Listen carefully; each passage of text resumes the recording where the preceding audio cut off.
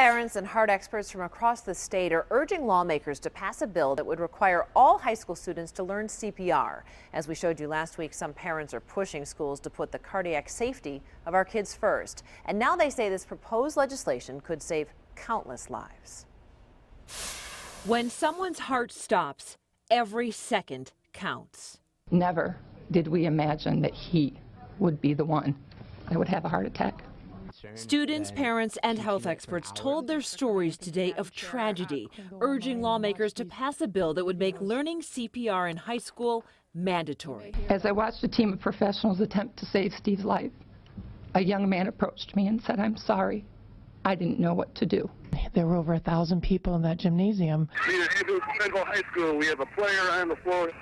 Basketball player down, not responsive, Central High School. Nobody gave him any CPR. He didn't get any bystander CPR, and there wasn't a working AED on site. The bill would add 2 essential skills to the health curriculum that students are already required to learn.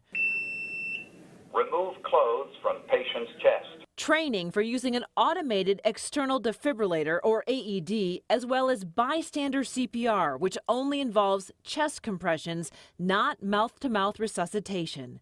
Advocates of the bill say it would only cost about 60 cents per student and about 30 minutes of class time.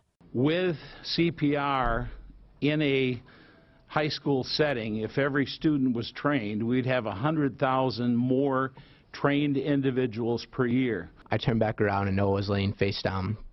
Luckily, Tyler Menhart learned CPR as a Boy Scout and was able to save his best friend last spring. If it wasn't for Tyler doing CPR, I wouldn't be able to live my life. I might be alive still.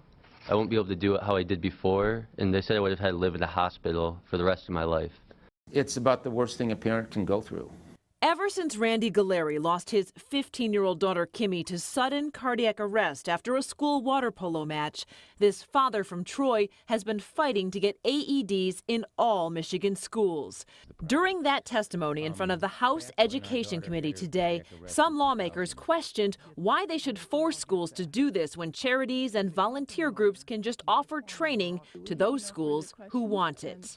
If this is so passionate, why do we have to make a state law?